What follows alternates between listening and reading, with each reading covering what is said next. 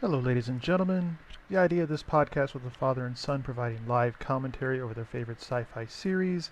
This works well for the later episodes, but unfortunately with our pilot episode I somehow desynced the audio. It was certainly my fault. We plan to re-record the episode later. It is not unlistenable, but if you do try and press play when I advise you to press play on the commentary, the visual does not quite sync up with the audio. It's not unlistenable. You can probably still follow what's going on and what we're actually referring to. It's almost as if our commentary is a few dozen seconds before what is actual visually on the screen. So far, this is the only episode where this exists, uh, and I hope you do find some enjoyment from it until we re-record it, and invite you to enjoy some of our other episodes as well. Thank you. Welcome, ladies and gentlemen, to the Lost Podcast of Titan, an audio journey of a father and son revisiting classic sci-fi series that have deep roots spanning generations. We do not claim to offer hitherto unexplored points of view, but rather seek to recreate the enjoyment we had watching this media together in our living room. So I invite you to pull up the episode or movie in question on your favorite streaming or physical media device and join us for live commentary throughout and post-viewing thoughts and tangents. Thank you and enjoy the show. Hello, ladies and gentlemen. Welcome to I have no idea what we're calling this yet. I wonder if there's a podcast called that actually. We'll come up with something later on. Yeah, there. If you're searching for us, God bless you. I don't know why. I've already got a few audience members lined up. So what? Oh Jesus! No, I don't. I don't know if I can deal with an audience now. This is. No, I don't mean a live audience. Oh. They'll be wanting to listen to the podcast itself. Okay. All right. Well, I couldn't handle a live audience either. You've been in conventions before. You've been on panels before. You can handle a live audience. I've seen you on video handle a live audience. Yes. But let's just let people listen to the podcast. Let's get interest in the podcast going. Right. Okay. Well, the premise of the podcast, we are going to discuss sci-fi, pop culture sort of things in the way of basically watching an episode of Star Trek and commenting over it.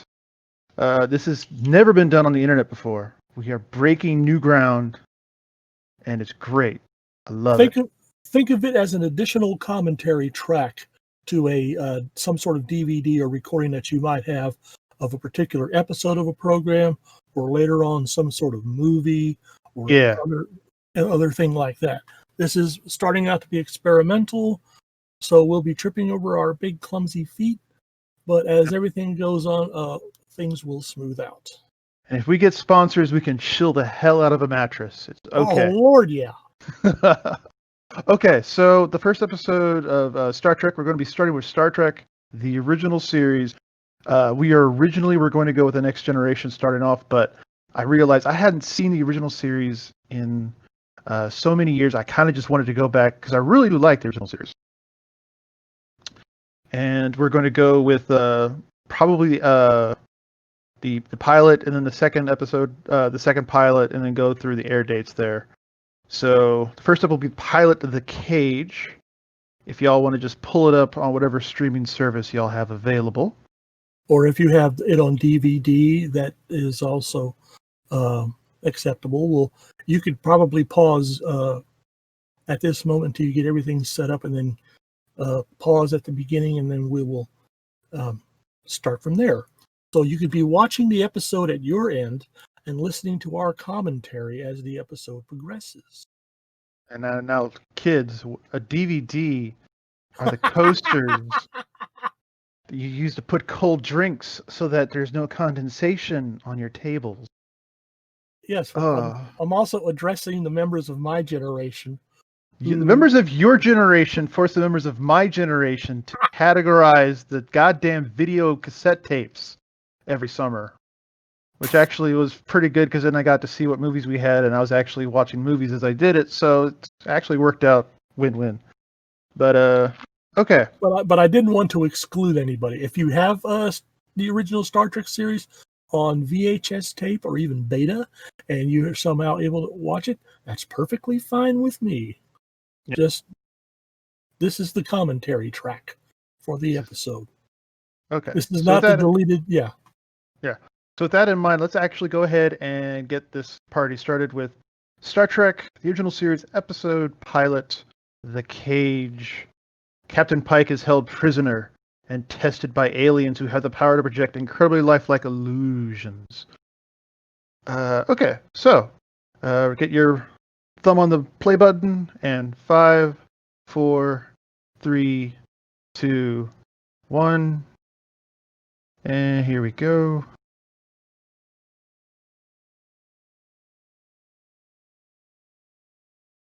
Keep in mind that at this point, Roddenberry was trying to sell this series to a network, so they're pulling out all the stops. Yep. Nice establishing shot of the Enterprise. This does not age well. I'm glad we have the original special effects, but oh my god.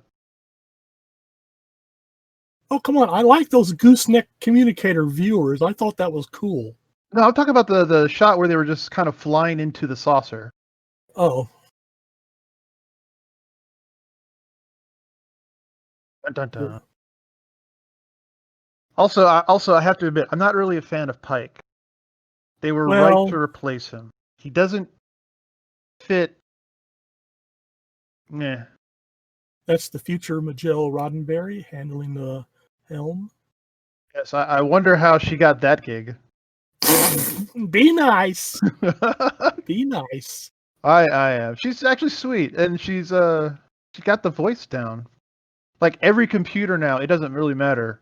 I would really like to have her as the voice of the computer. Like, you're screwing up. Please stop doing that.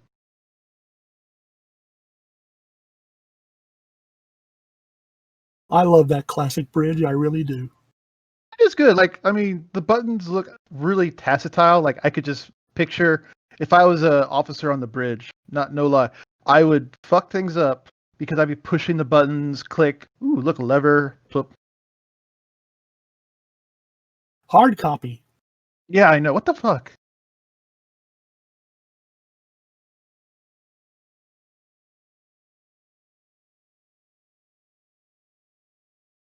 Thank you, Carl Sagan. He's very excitable in this episode. I never remembered that. But then again, They hadn't really got the emotionless down. You'll actually see Spock smile a few times in this season. Yeah. No, but I did like the fact that they included the bit about the time delay in message transmission and message received. You really didn't get a lot of that in television science fiction. Yeah, but they quickly did away with it because, you know, they needed to have the plot move along, and they couldn't just wait years, so they had the subspace going on. So things are happening, and the captain leaves the bridge.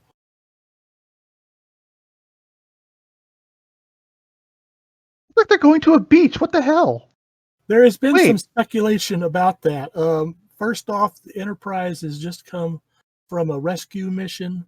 And second, so you think they're refugees from the beach? Right. And second, they were trying to promote, even back then, the idea of the Enterprise as a community in space and not just a strictly Starfleet crude military. Look at that TV thing that he had, like the 13-inch television and the wood paneling. At the foot of the bed, yeah. At the foot of the bed. Note the never used captain's hat on the edge of that table. Wait, what? There was a captain's hat? Yeah, you'll see it again in just a moment. Oh, there it is, yeah. Okay, I see it. Was that supposed to be a thing? I guess, but that's the only time you really see it in the whole series. Listen. I went to Star Trek fan groups with Mama, and I remember we once were watching an episode, and Kirk walks by a panel of medals on his way out of his quarters. Yeah. It lasted a second and a half, and we spent several hours trying to pause at just the right moment because someone was convinced they saw not a Federation medal or a U.S. Army medal, but a Romulan Medal of Commendation somewhere on his board. Like, stop. Just stop. I'll send you a still. You could look at the. We'll get to it eventually, so. I'm tired. Da da da.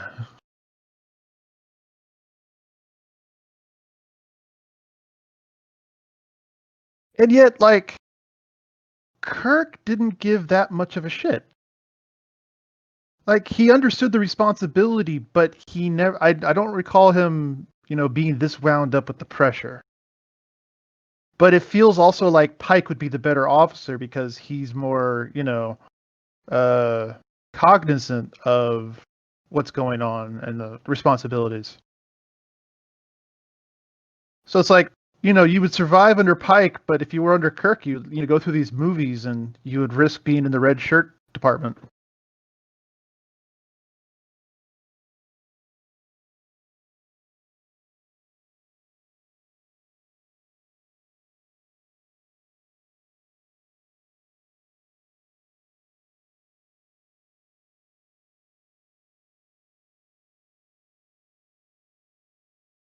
Also, like, wait, so Starfleet really is okay with slaves?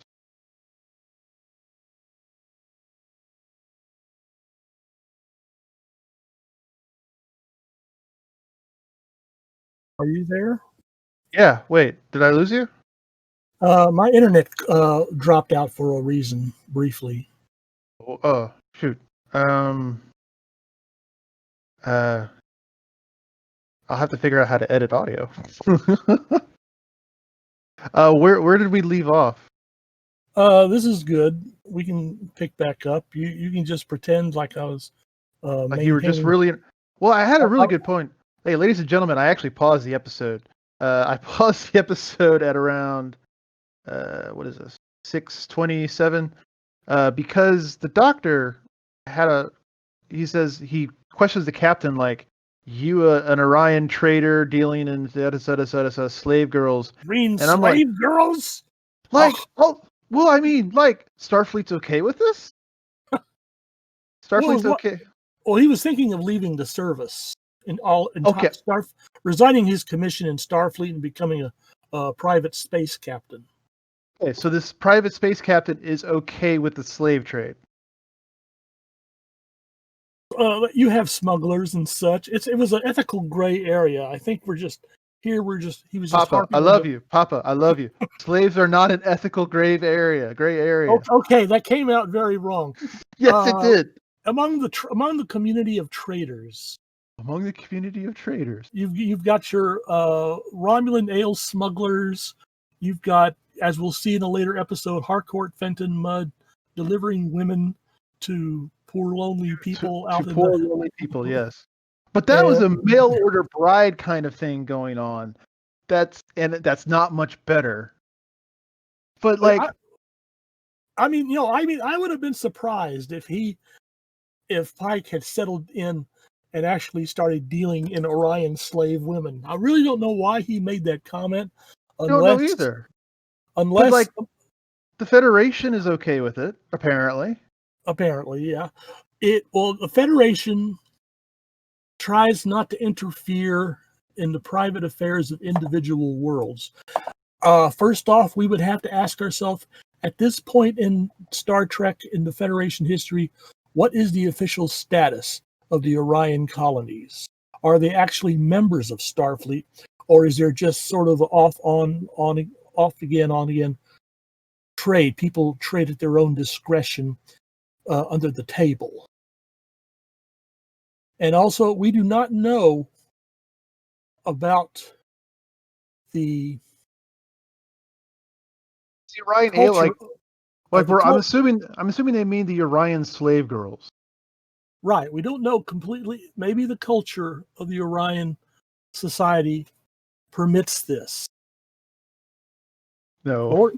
Oh my God, no. But this is what bothers me with like Star Wars too. The Jedi's, the pinnacle of good noble knights, are totally okay with child slaves under mafia bosses. Like, we can't interfere. So this is a trope and a theme that apparently is prevalent even today in the year of our Lord 2020, where you have to think about this. Well, I guess they weren't obviously they weren't really thinking about it. We could really get off on a tangent here, but you could not go over even a cursory examination of the history of our own culture of this country. We do not come to this with clean hands. Exactly. Oh no. Okay, so so we're confused why Pike's whatever. But let's just continue the episode. And you're back on the stream, right? Yes. Okay, so 3, 2, 1, play. By the way, nice use of John Hoyt as the Doctor. I like Hoyt's always been one of my favorite character actors, and in fact, in the original series, you'll see a lot of my favorite character actors show up. Yeah, I don't see that was done better. That was better than the opening shot. Yeah. See, I like this. Yeah, that's fine. Oh, Jesus Christ. What? What? Wait. No. Like, okay, I have to think about there was no printer back, at least like a cheap printer back then. So that means there was some poor intern or whatever the equivalent is on a studio behind a very hot, sweaty box, slowly feeding the paper and pushing it through. Right. It's a job. It's show business. He called his parents. Hey, Mama. Hey, Papa. I got a part. Oh, honey, we're so proud. Oh, God. Okay.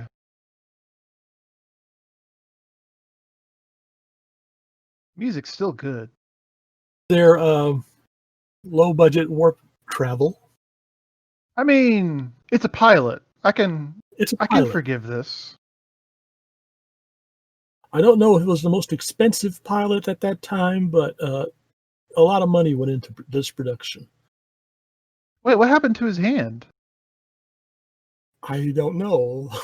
His hand was bandaged up, like... Oh, remember they've been in a battle. He'll talk about that later on. Okay, all right, yeah. That's why Pike was kind of reluctant to head for this. Uh-oh.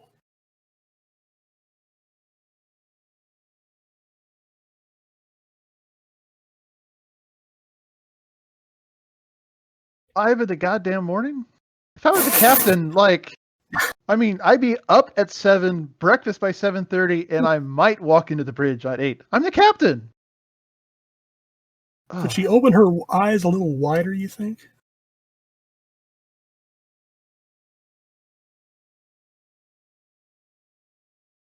Oh! Oh, damn.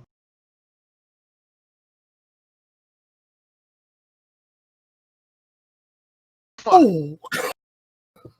God damn. Okay. All right. I'm not liking Pike. I think I remember why I'm not liking Pike. He's a slave trader, misogynist bastard. What the fuck? The nice thing about starting with this pilot is that a little later down the line, there'll be the 2-part Menagerie episode, which features this footage, and we can cover points that we missed the first time.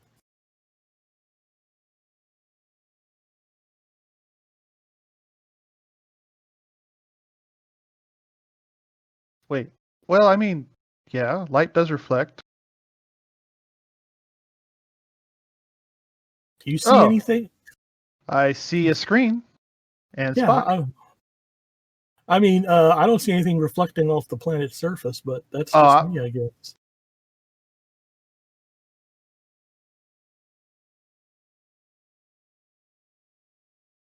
I would think the most experienced officer would be necessary down on the planet's surface. Yeah, I mean, the next generation did it right.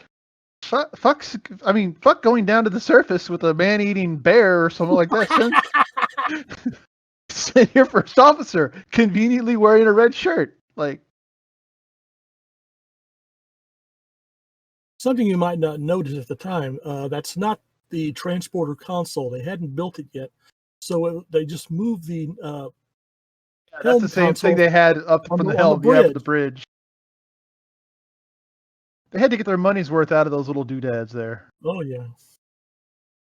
Dun dun dun dun. I love the slow effect and the sound for the transporter here.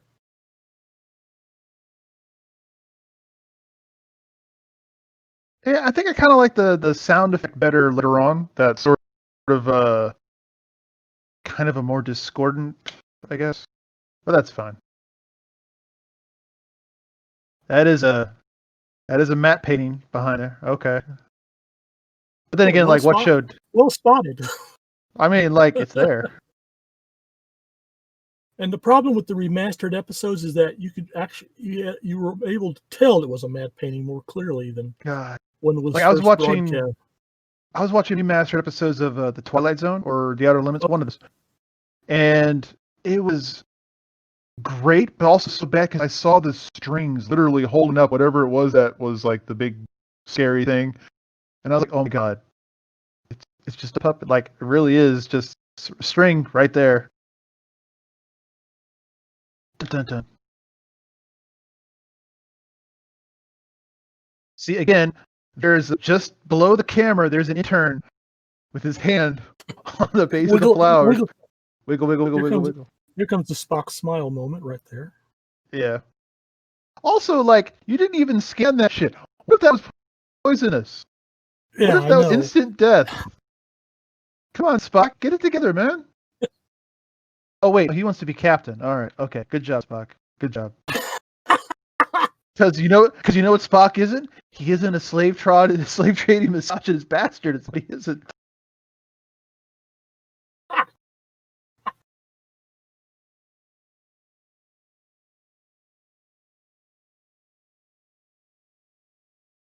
Realize how often we're going to see like planetscape like this. Yeah. Just very observant, very good. And they're wearing better clothes than we are. We are so out of touch with fashion.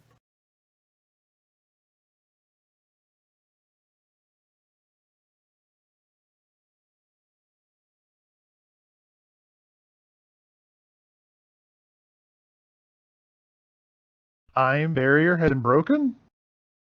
I guess they're just throwing things out this early in the series. Okay.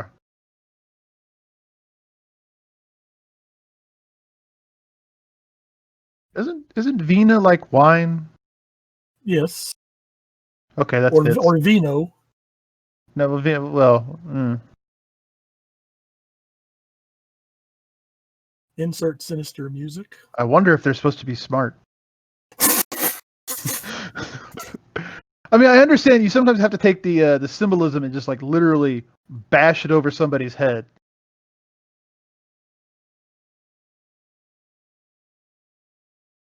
Dun, dun, dun, dun. Back to the screen, sinister look. Dun, dun, dun, dun. Very well done too. Like, to be honest, the effect of the pulsing head, that's actually pretty good. Like, I understand that they're just wearing a large prosthetic and they probably have a tube up their ass, you know. I don't think quite up their ass, although that would explain the expression on their faces. Well, you got to hold it in place, you see. Also, I swear I've seen the head refugee guy from the ACI before. Let's see, Theodore Haskins. They used a lot of character actors in here, and he no doubt has been in movies and television episodes and such. I do not have titles right on the tip of my tongue. Dreadful lapse on my part. I apologize. Oh, that's why we have IMDb. Yes, but I don't want to risk throwing myself off the net again. Well, I pay for the big internet, so.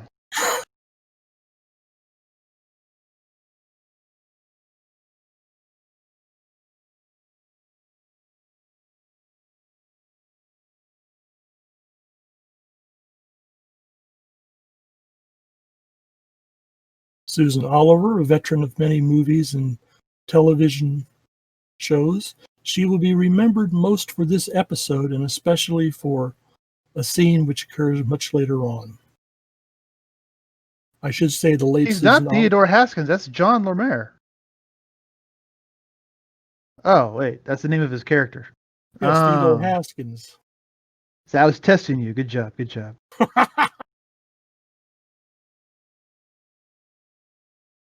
Blue of her eyes really shows up.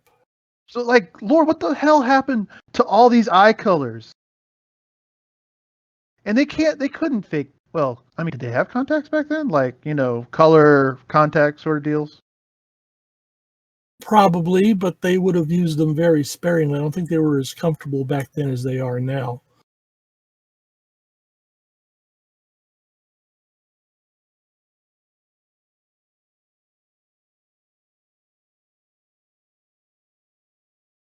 Dun, dun, dun, dun, dun, dun.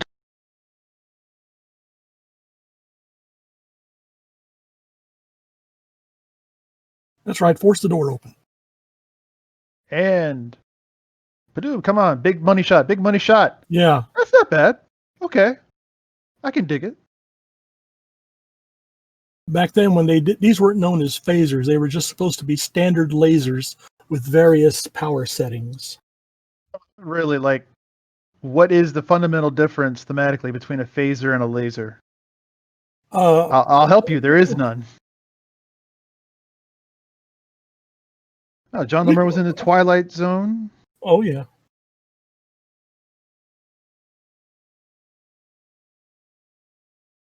That's probably where I saw him from.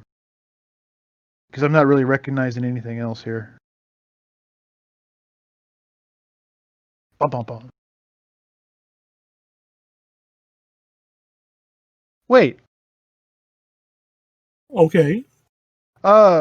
Spock didn't hear anything, pulled out his communicator and goes, Spock here, as though he's answering somebody. And the voice on the other end goes, landing party? Like, wait, isn't this supposed to be reversed? He's just identifying himself for the benefit of whoever picks up the phone up in orbit. Yeah, I wonder who that is on the other end of the communicator. God damn. It was probably number one. Well, yeah. Who I am assuming would know who Spock was. He's the one who's not a misogynist slave trader. We went over this. Is that how you see the TOS of the Enterprise? Spock, science officer for the misogynist slave trading bastard. I'm just like, I have an ideal of the Federation, and Yes. part of it is we don't put up with any shit that we don't have to. And the reason why they like the Klingons are running amok is because they can't just simply roll the Klingons over. A reuse of a Outer Limits costume there. Wait, what? Yep, that's a reuse of the costume from the Outer Limits episode, The Duplicate Man. Waste not, want not. That is also the headpiece was from another Outer Limits episode called, I believe, Joyride. That's also one of the reasons why I wanted to watch these episodes with you, because it's like I no fucking idea. Oh, I wonder if these people are in charge. Dun dun. Okay, all right. They really needed to smooth out the back of those heads. I don't know who approved that, but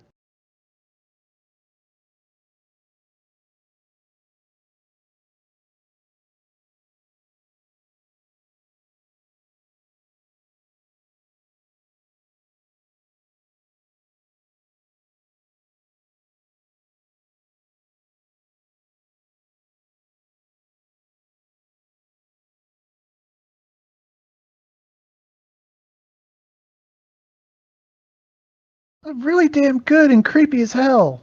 Yeah. None of the other science fiction series that have appeared on television up to that point had actually been doing this sort of thing. Yeah. And this pilot was one of the reasons it was originally turned down is because they thought it was too cerebral. And I wonder. Badoom. Yeah. I bet the executive was so proud when he wrote that down. Like, ha ha, who needs a writer? This is too cerebral. Underline. Roddenberry also tried selling it to CBS, but CBS said it already had a outer space series, e.g., Lost in Space. I really couldn't get into Lost in Space. Like, just kill the bad guy. He's right there. Like, he lives with you. You know what bunk he sleeps in. He is eating your food.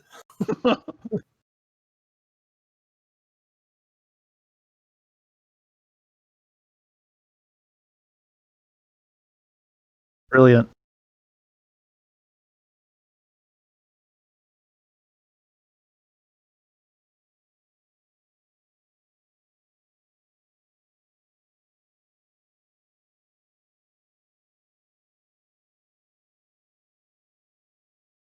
Speaking of eyes, oh my god. You're talking about the Doctor? Yeah. I mean, blue eyes really pick up in these remastered editions. Well, it's not remastered. Well, I mean, I think it's cleaned up, but Cleaned up is what I meant yeah. to say. Okay. Yeah. Oh Is Jesus! that an ordinary big pen in his hand? Wait. Oh my God. Is it? Come on, point with the pen again.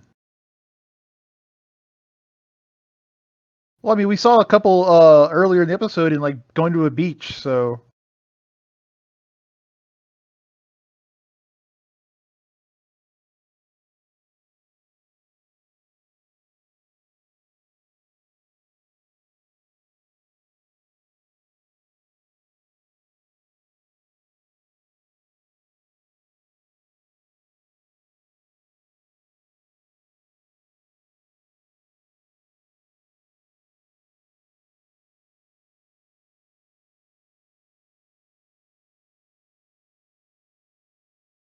Yep, your senior officer. Come on. There we go. And this is fucking progressive too. Like, she's making the decision. That's another thing that bothered the people at NBC who watched this episode. They said, "Get rid Oh, of the." is that why she was like demoted to head nurse? Wait, no. Well, her character was completely written out, and Majel Barrett, as she was known back then, became Nurse Chapel. But that is the reason they Okay. got rid of. They also said, "Get rid of the guy with the ears." But Roddenberry could only compromise so far, and he dug his heels in regarding Spock. To be fair, I'm not that impressed with Spock in this episode, but like Roddenberry understood the potential of what he wanted to do with it, I think. So Yes. Lessons some more contemporary producers could stand to adopt. pretty much, yeah. And here we come. This is from recent history. The battle that they were involved in, which resulted in all the injuries and such. Beautiful matte painting, by the way. That's actually pretty good.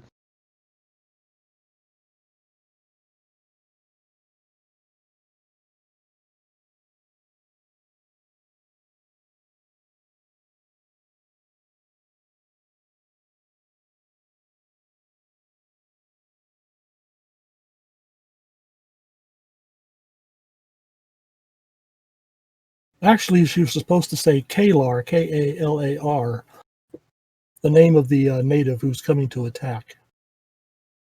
Well, I mean, it's still a killer, so. Yeah. And yeah, also, I'll be honest, as cages go, like, it's a gilded cage.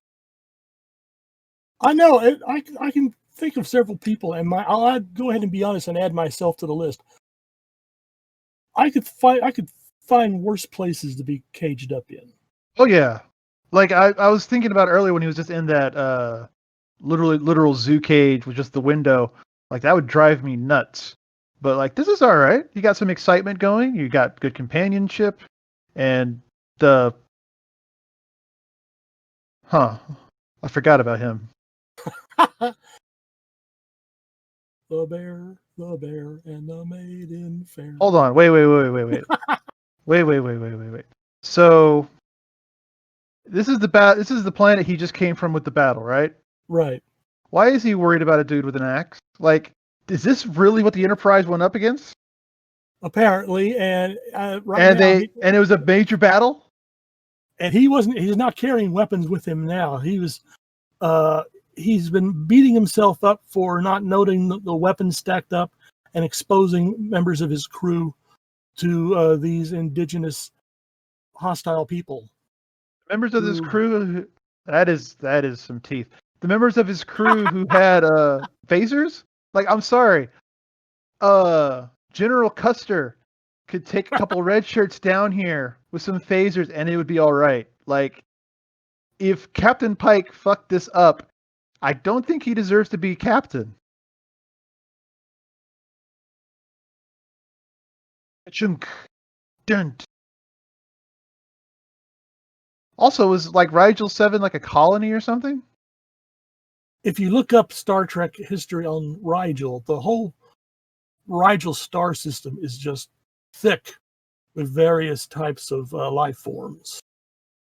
Then, okay, so they built a colony or something apparently, and there were these savages in the wilderness with giant axe and bad teeth. I don't think the colony was actually built on the seventh planet. They were probably built on some of the others. But in the later episode, The Doomsday Machine, you will hear how the Rigel colony is one of the most densely populated areas of the Federation. And by Rigel... I would point out, the dude was walking into the spear menacingly. Like, poke him.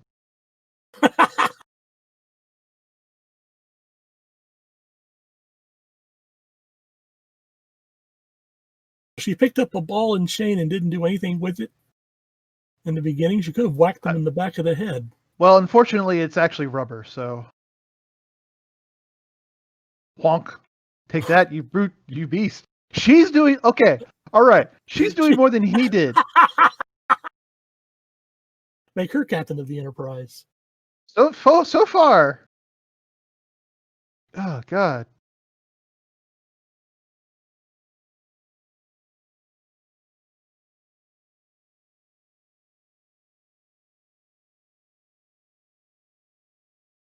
So do we get a cookie?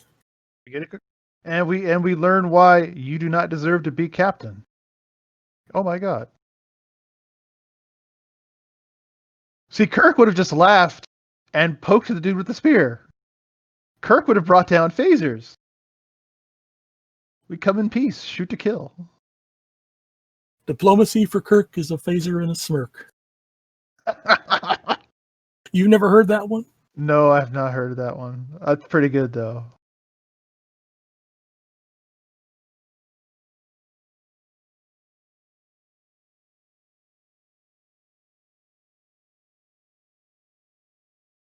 Well, a point we can argue, but...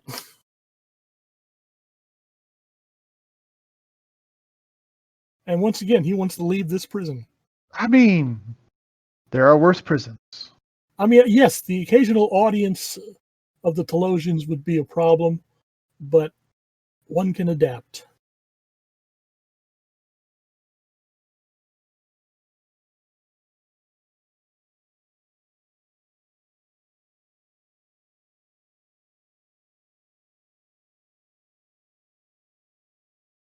Word every man wants to hear.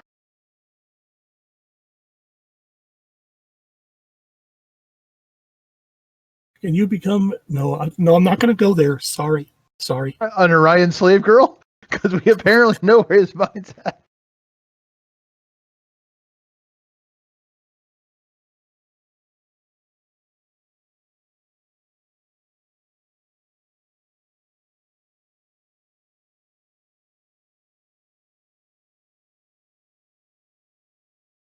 The uniforms leave much to be desired right now. It's literally just a sweater with a small little embroidery patch. It's still a work in progress. Yeah. Oh, look who brought a fucking phaser down to the planet. Okay? Well, maybe she should have gone down to Rigel 7.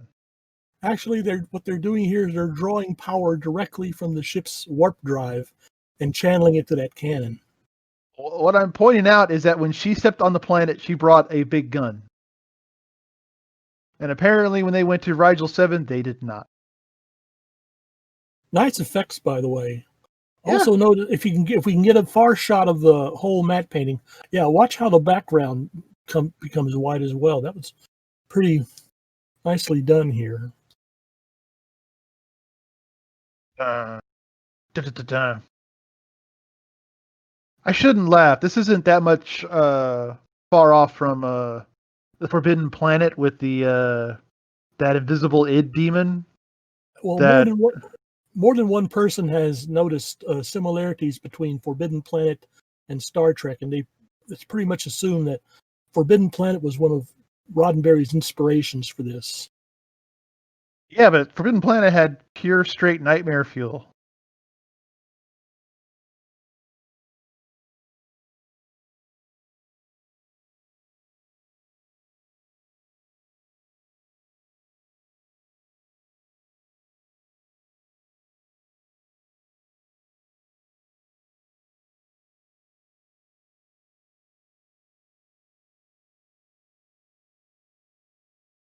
Oh, great. Now we have to haul all that crap back up to the ship.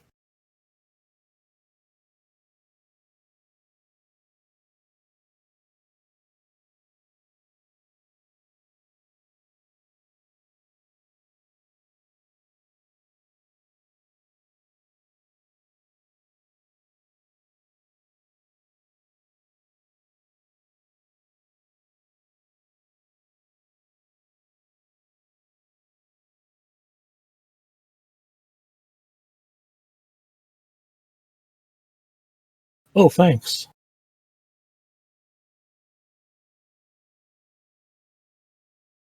Have you seen the surface of the planet?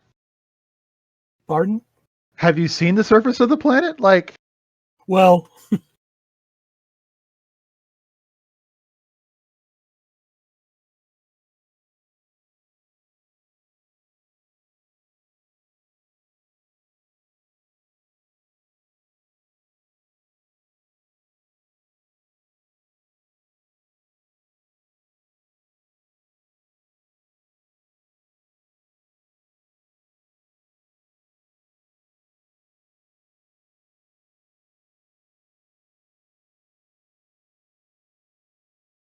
it's a lotus trap, I think. Lotus dream trap. yes. Yeah. The Island of the Lotus Eaters. Yeah, there you go. That's it.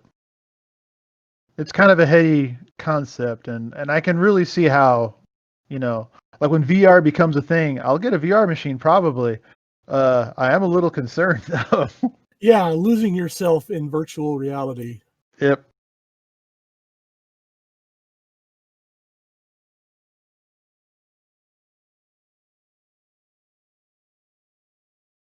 Oh, lighten up. Yeah, really.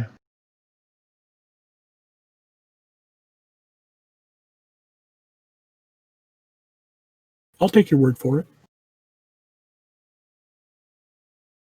Oops.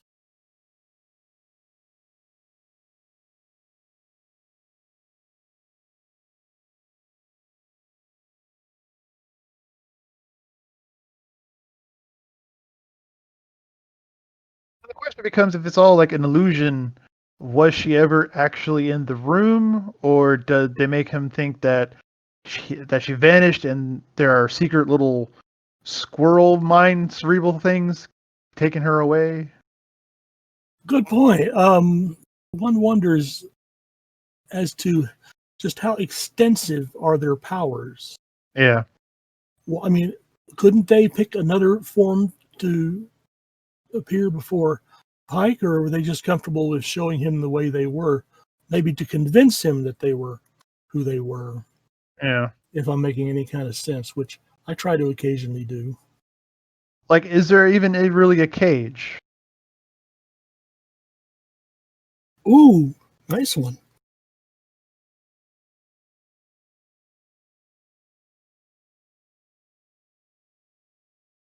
Well, you're just a regular buzzkill all over, aren't you? Really?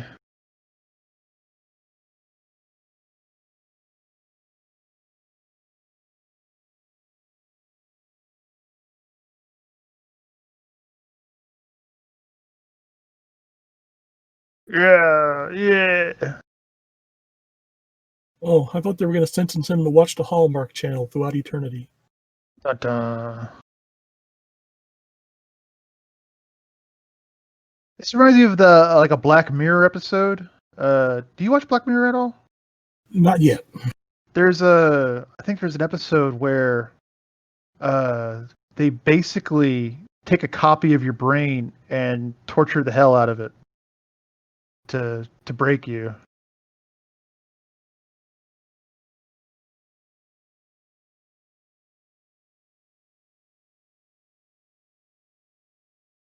Such as your acting career up to now. Damn. Just drink it, my dude. Thank Really? you. All right. Blue eyes, blue eyes. God damn. God.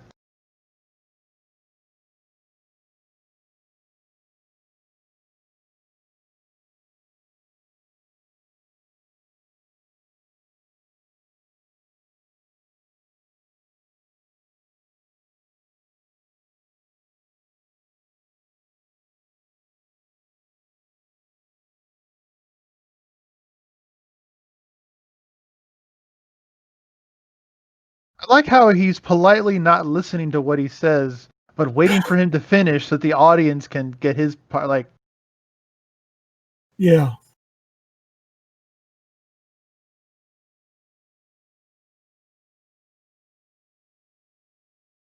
also, like, they only have him and the female.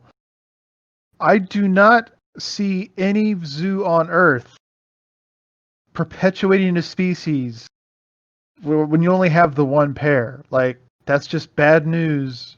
It's bad genetics for one thing. They would need, I think I recall reading somewhere, you would need like 75 couples minimum for a proper genetic mixture.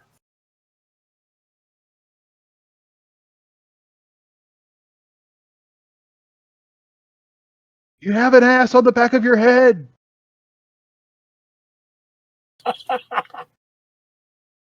There's a William Burroughs reference I could insert here, but Copyright. but I think those people who heard that comment will know what I'm talking about anyway. Note the matte painting in the far background. Was that Rigel 7? No, they're back home on The Mars Arizona. colony. No, Arizona. Arizona? Okay. But I was going to say that matte painting will get reused as well. Waste not, want not.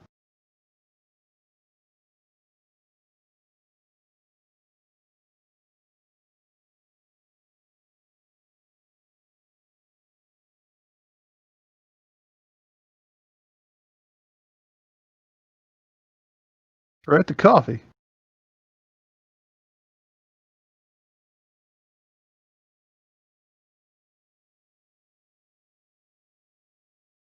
Also, the problem, like, it's too neat. The In what way? grass. Well, I mean, this is supposed to be the wild, right? Like, Well, it's parkland surrounding the city. He'll explain, or he explained it earlier to the doctor.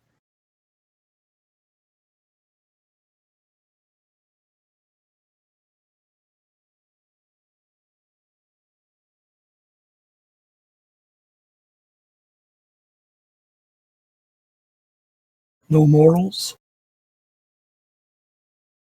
that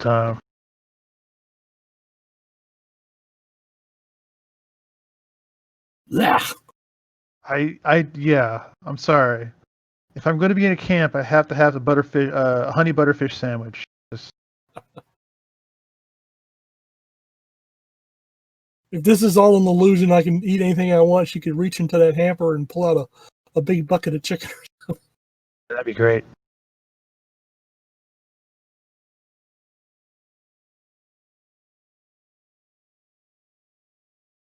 It's not as pretty. Look at this shit. Some people are hard to please. It's like plastic grass. Well, if it would have been more complicated to bring in real plants. I know. Unless occasionally you'll see they'll be doing some outside. In other episodes, they'll be filming outdoors. But for these indoor shots, bring in the fake trees, like the plastic fruit your grandmother had on the kitchen table.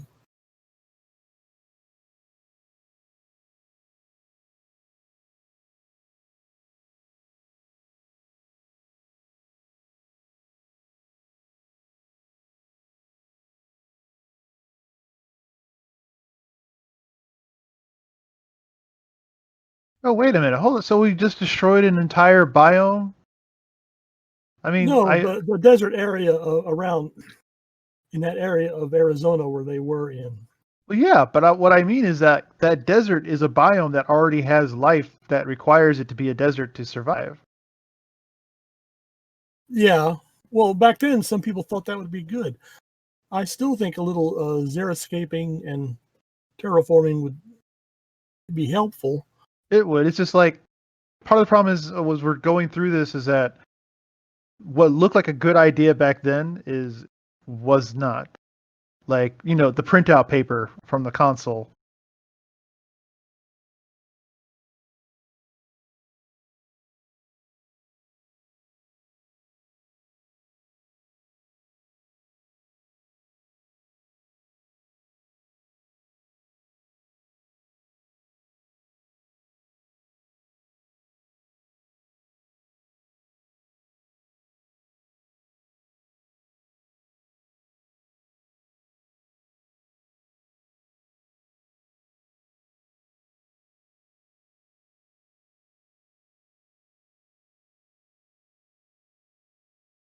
Honey, you got some work to do.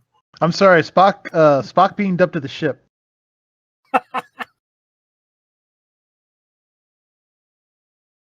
Well, attraction is a funny thing. That wasn't bad. That was a cool pan out shot. Yes. Back then, you were still getting a lot of producers and cinematographers and stuff from the movie industry. So uh, that's why you can get interesting stuff like this.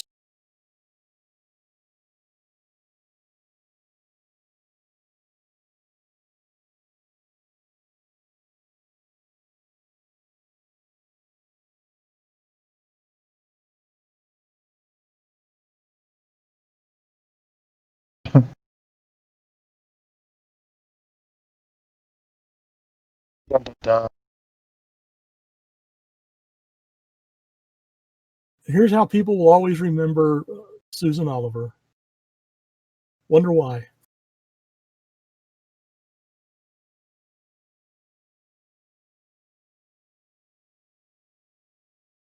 You heard the story about her and the photographing of this scene, haven't you? And her skin color.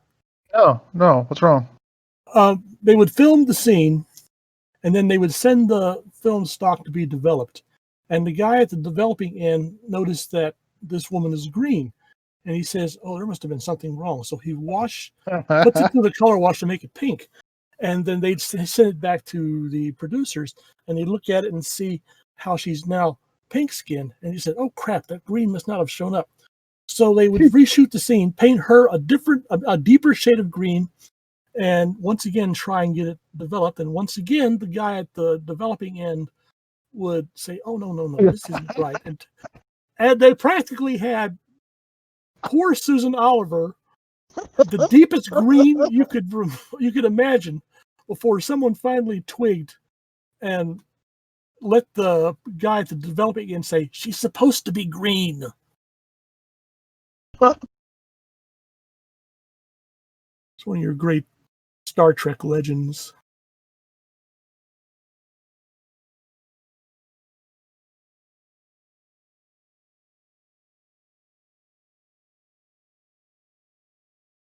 Yes, those are torches.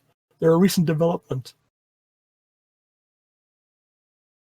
Ours are apparently axes and spears, which you don't really know how to use.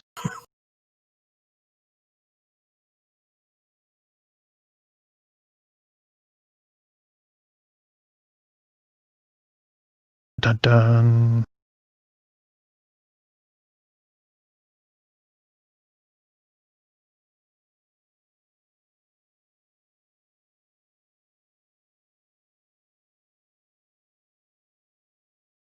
mysterious theme playing. That doesn't really sound Yeah. mysterious to me, I'm but sorry. Yes. Yeah. Sometimes it's not quite right.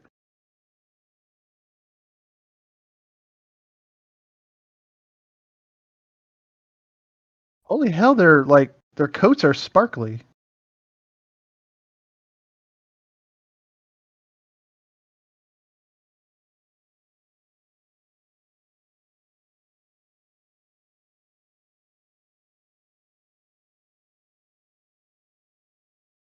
great. I'm gone. Yeah. I love this number one. I'll see y'all when y'all come back. Tell the captain I say hi.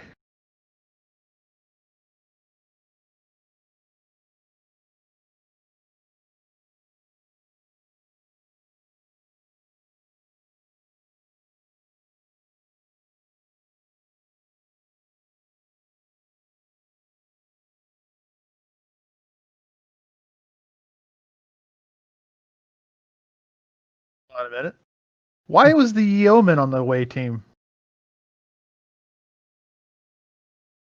It might have been a suggestion planted in the crew's mind by the Telosians. Oh, I didn't even think of that. That's a good idea.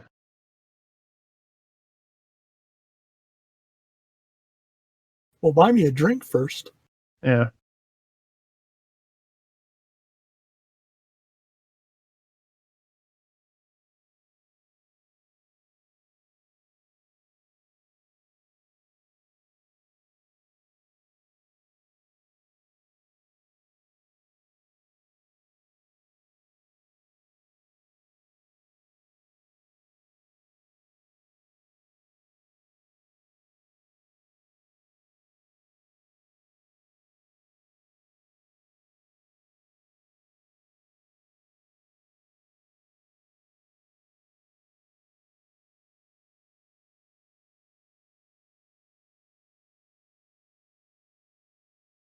Accidentally hit the.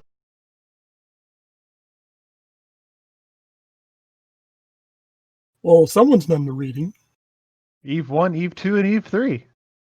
Brunette, blonde, and redhead. Oh, I wonder if this was an executive note. If there is, I haven't encountered it in all my reading, but that would be interesting.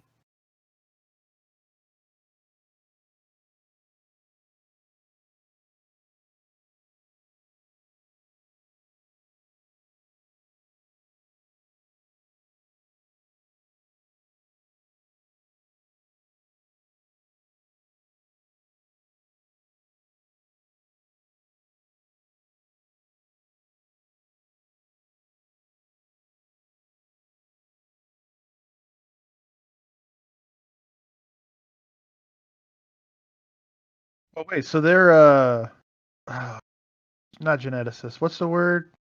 Eugenics people? Like you have to Eugenics be. people. Yeah. They're Oh. trying to breed for healthy qualities, intelligence, endurance, because obviously it's going to be a rough go on the planet's surface when they start trying to set up life again.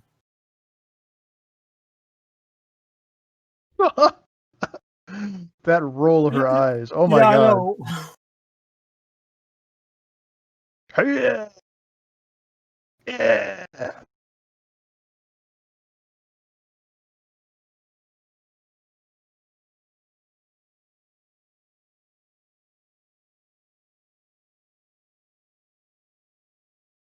Yeah, if you want to work at a call center. Don't give me heart palpitations. Okay? All right.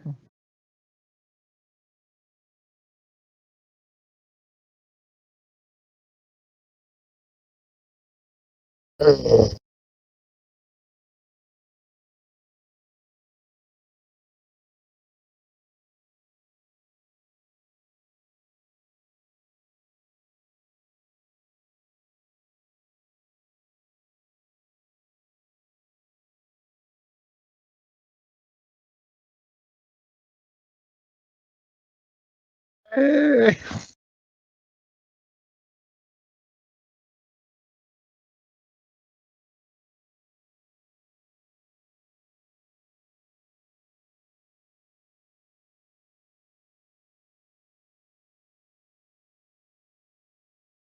Stop panicking. Really?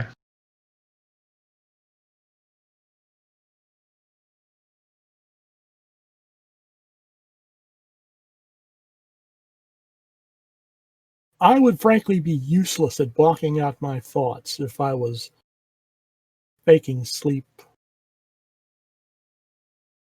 Now, see, if a theologian should have been able to pick that up immediately. It's like,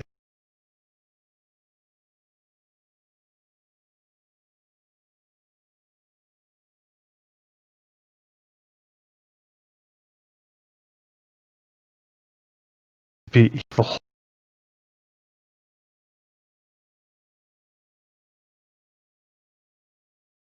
And that is once again the reuse of the creature from the Duplicate Man episode of The Outer Limits.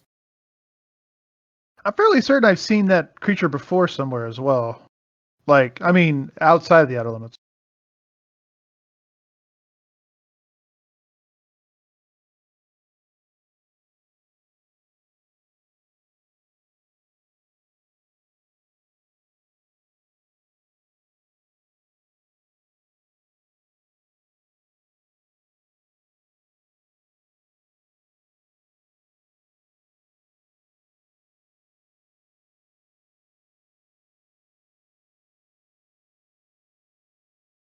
The ship is actually fully powered, fully functioning.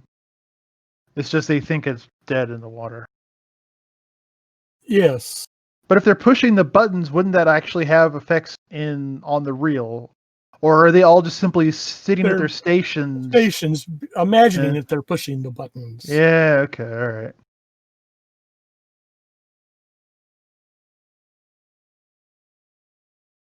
The computer graphics have taken several steps backwards.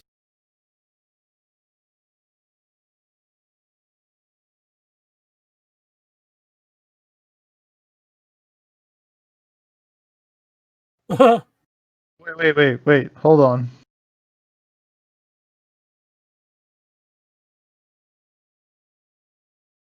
Pew, pew, pew.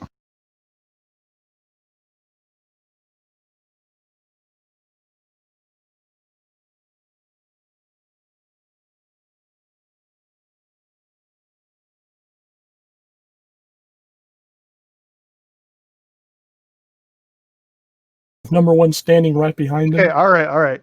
So if they're able to make the crew of the Enterprise distant away, sitting at their stations thinking everything's going on, why can't they apply that same illusion so that they're all still in their cell sitting thinking this is all going on? Why couldn't they have planted an illusion that Pike was all back up on the Enterprise and the mission was at an end? Yeah. And then, number one, you have the con. Say, I'm going to go take a nap. And then Read it up becomes on. this space mystery. What happened to Captain Pike? So apparently there are limits to the Telosian powers.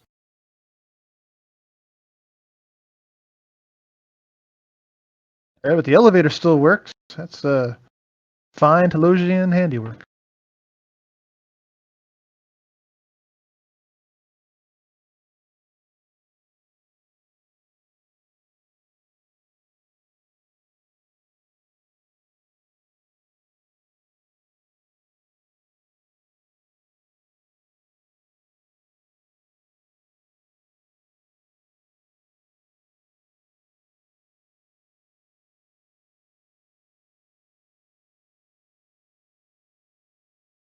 Wait a minute. So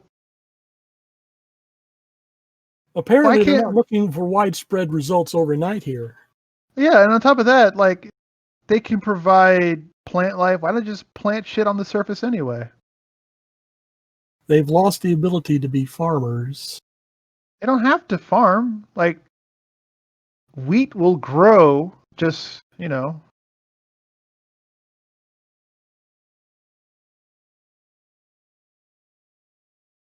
because they're apparently not starving. They don't need to, farm crops.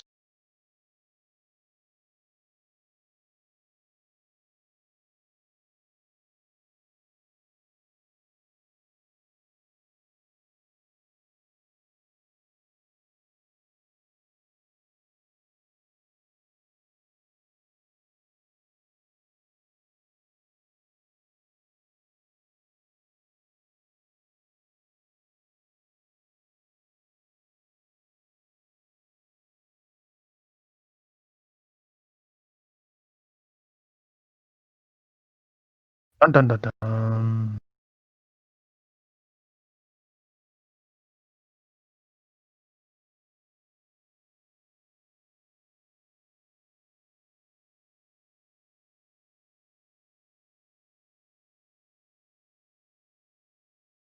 Thwomp, thwomp, thwomp.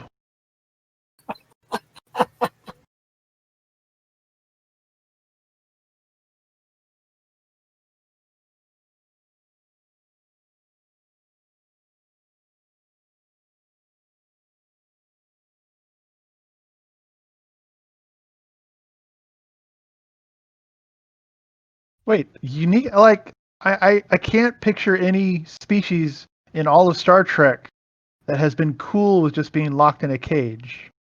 So who have they been dealing with? Apparently, not very many species. I wonder if they got a Klingon. Like, they just gave the Klingon an endless battle? Or better yet, if they had managed to convince a Klingon to beam down to this planet's surface, were they going to make Vina look like a Klingon female? They are compatible. I forgot about that, yeah. But I don't think the producers at NBC were quite ready to go that in direction yet. They were bitching a fit about the Uhura kiss. Yeah, that went down pretty rough. Did it really? Yes, it really. Oh my god. Back then, not just Star Trek, but all other series were so worried about doing something that would offend the South. For some Oof. reason, the South was a big voting or consumer block or something. Rod Serling had the same problem getting Twilight Zone started because of that. The same problem we're having with China and shit. It's like they're harvesting human organs from living prisoners, and companies are still like, oh, I don't know, it's a market, man. What are you talking about? Yeah.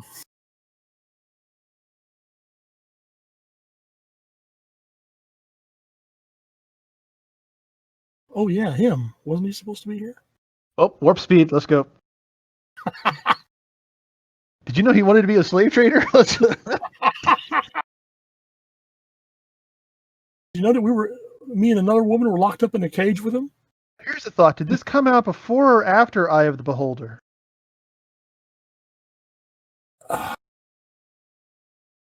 I'm going to say after, and I'll probably be surprised if it turns out the other way around. But Eye of Beholder.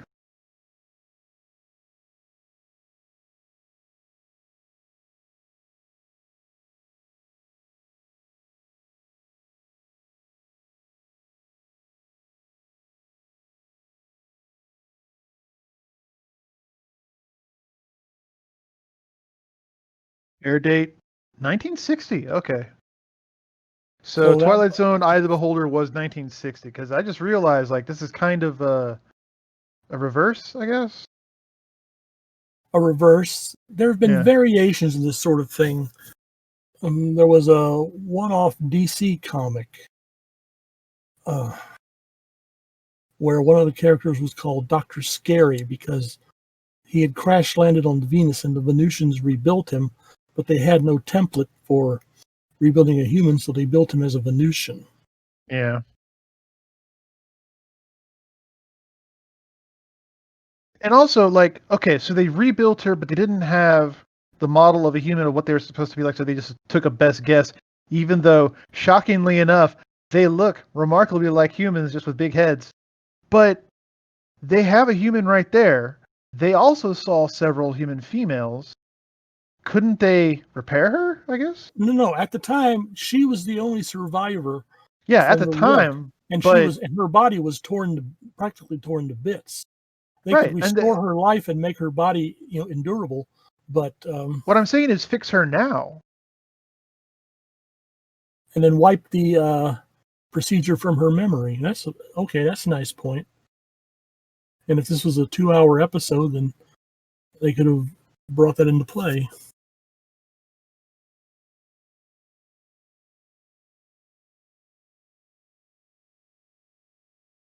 Was Vina. Cut to black.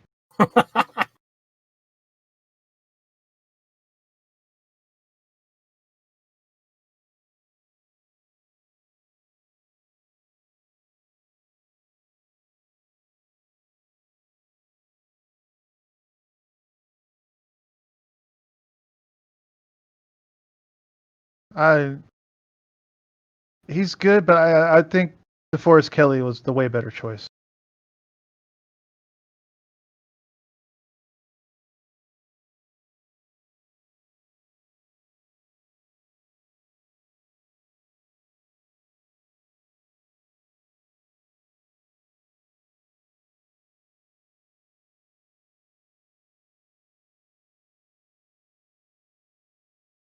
So run off, you little trop.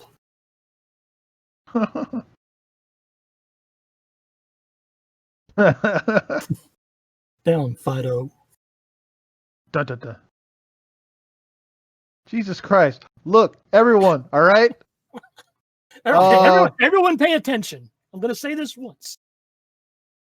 I'm a blonde man, okay? Dun, dun, dun. And back then they had some guy whose job it apparently was to stand next to the captain's chair at all hours of the day. All serious. Yeah. He cracks a smile, he's out of a job. Ah, that would suck.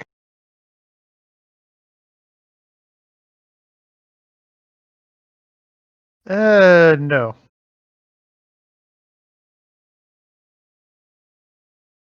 There we go. That's better. Yes. Okay. But like, it looked like a damn paper mache thing. Oh, wait, stop. Ah. All right. Okay. I'm just gonna stop the stream now. How do I? Wait. So here we are at the end of our first attempt at this sort of thing. Yes, and one of your co-hosts doesn't quite know how to stop streaming. There we go. Okay. So that was that. So as a pilot goes, I mean, I've seen way worse pilots. Way worse. But that got made into shows. Yes. Yeah. I've seen way worse pilots that have never been made into shows. Made into shows. God. Like Fox Force 5. No, I was thinking of the Wonder Woman pilot episode. Did you ever see the Red Dwarf, the American version Red Dwarf pilot episode? I have heard it causes extreme illness. It does, yes. It is really, really bad. I was actually surprised. So is this the first and only TV series that has had two pilots? I am not certain. Of TV shows that have had two pilots. Because this is the famous list of television series canceled after one episode. Oh my god. Oh yeah. A quick Google search doesn't show anything about any other series that has had two pilots. So it's like... Okay, well, NBC didn't entirely tell Roddenberry thanks, but no thanks. They gave Roddenberry... There were some elements in the cage they liked, and they said, okay, go back and see if you can come up with something else, and we'll look at that. And something else they came up with was Where No Man Has Gone Before, which we will be covering next time, presuming that the hordes of Phantom don't rise up, hunt us down, and lynch us from the nearest tree. Set up a Patreon and it suddenly explodes, and we live rich like kings. Well, I'd still want to do this, even if we did become rich and live like kings. Yeah, but we would have a much better setup. Yes, much like we could just set up. Yeah, that'd be cool. All right, so sound effects and stuff like that. Sound effects. Oh my god. So we hope you enjoyed it. I know I enjoyed watching this with my papa. I hope you enjoyed watching it with me. I enjoyed watching it with you. Good. And I guess we will see you all or talk to you all later. Thank you and have a wonderful day. Take care.